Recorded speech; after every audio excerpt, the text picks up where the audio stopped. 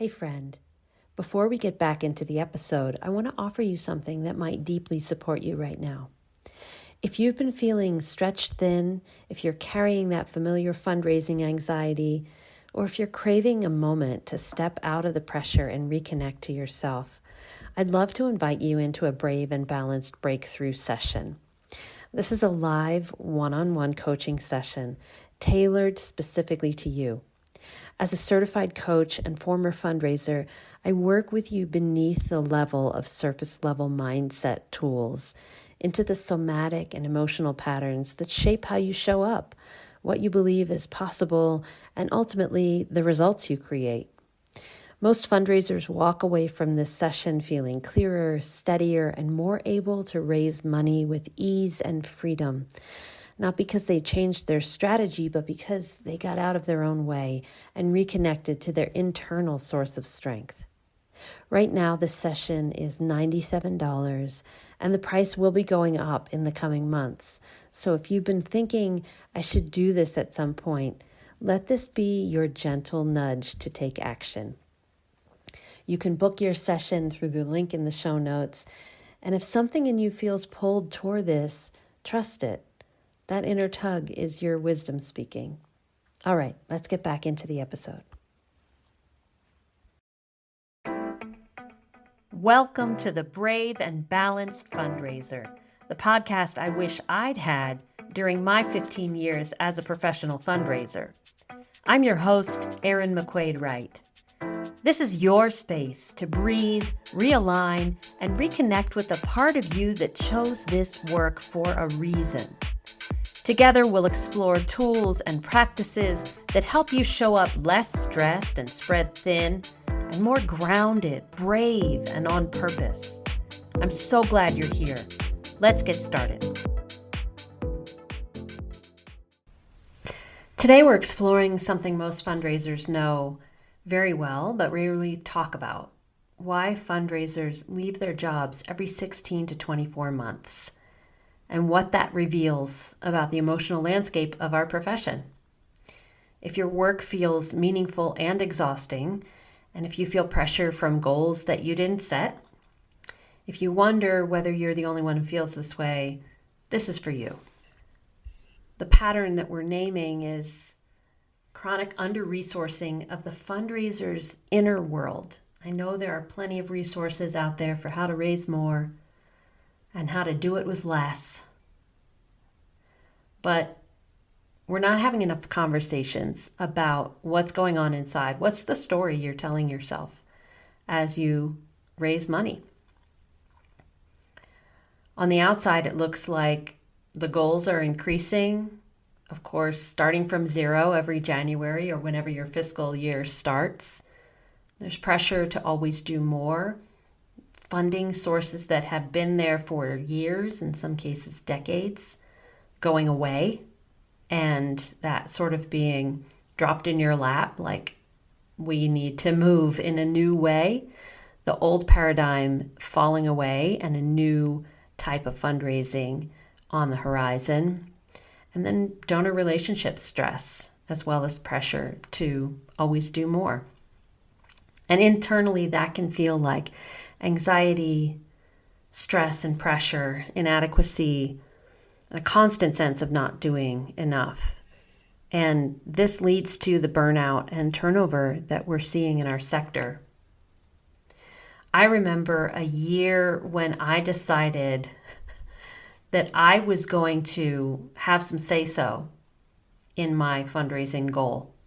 And I remember going to the head of finance and saying, hey, I'd really like to be in on this conversation. And he was very kind. He was very conciliatory, said, sure, we can have that conversation. Let's talk about it. But we never did. And I realized after a few conversations like this that I was being put off. And that was not unique to that workplace. I found that I would be talking with the president or CEO or CFO about it, and it was all well and good in that room, but then somehow the actual conversations about when the rubber met the road about what the fundraising goal was going to be, I wasn't involved in those conversations. And that number would be given to me either in a board meeting as part of the budget for the upcoming year or in a staff meeting. And it just felt really disempowering. It felt like, no, you don't get to be a decision maker. You have to just go raise the money. And by the way, you could put a smile on your face about it. It's just what it felt like. That's the interpretation I had about that. And so the question is, what pattern in my life did that reflect? What did that resemble? What was familiar about that pattern to me? And for me, it was a pattern of growing up, like you don't need to know about money. Don't ask about things you don't need to know about. That was a pattern in my family of origin, just about, the comfort level with money and talking about money was not there. And so I learned early that I didn't get to be at the table when that conversation was happening. So fast forward to my fundraising career, there was a part of me on an unconscious level that was like, no, yep, this sounds right. I don't get to be at the table. Even though I was frustrated on the outside, there was a part that believed that that was true.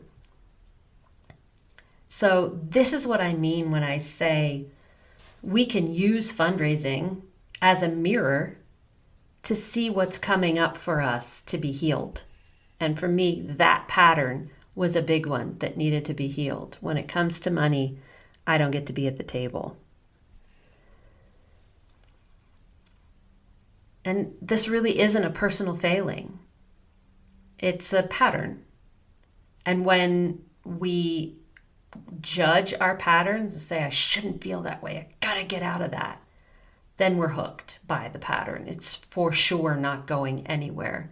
When we judge it, or when we believe that that pattern is us. I am a person who gets the goal handed to her. I am a person who doesn't get to be in the room about money. That's identifying with it. And judging it is, I shouldn't be like this. I shouldn't have that thought. I shouldn't have that feeling. If you're doing either one of those, congratulations, your pattern is sticking around. And so it's just feedback that this is a pattern I've got. And when we meet these things, actually with acceptance,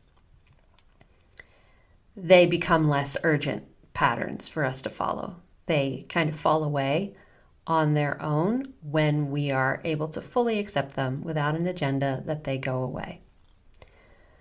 So I want you to know that if you've got this pattern, or if you've got a pattern where you feel like you're not enough or you're not doing enough, I want you to spend this week simply noticing those moments when you feel behind or not enough.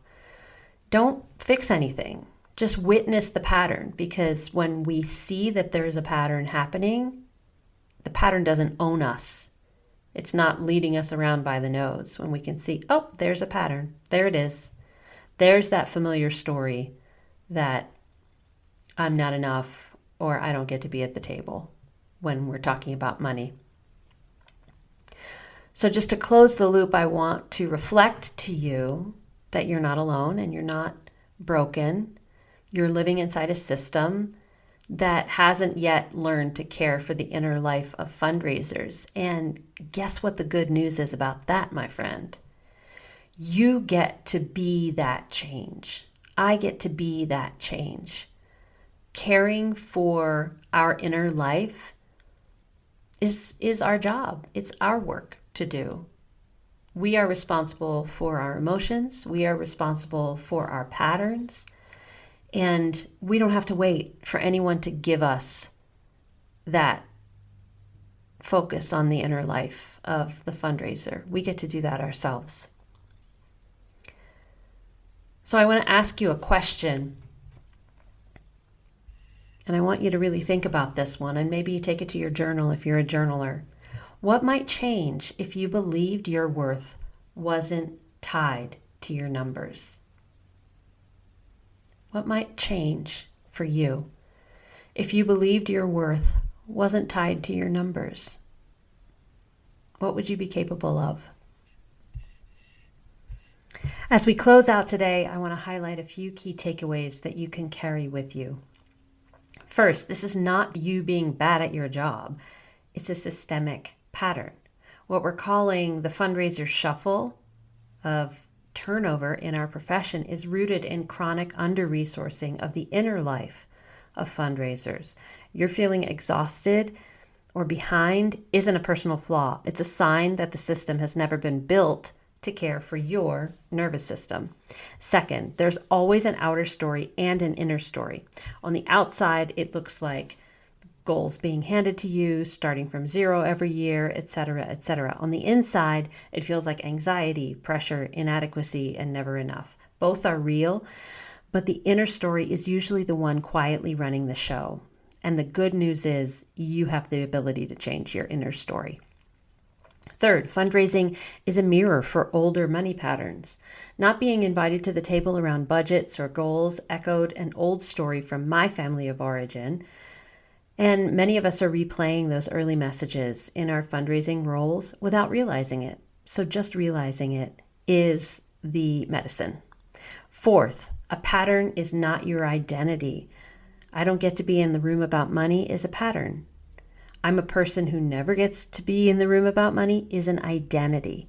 When we judge the pattern, I shouldn't feel this way, or fuse with it, this is just who I am, it locks in.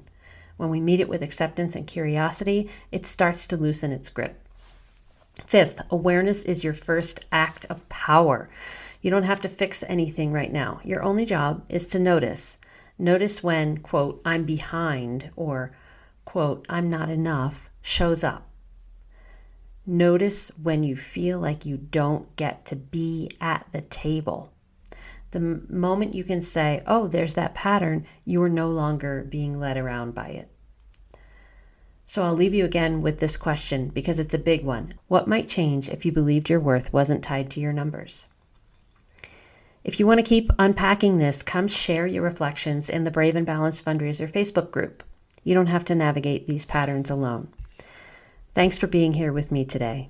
Take a breath, unclench your jaw, and I'll see you in the next episode.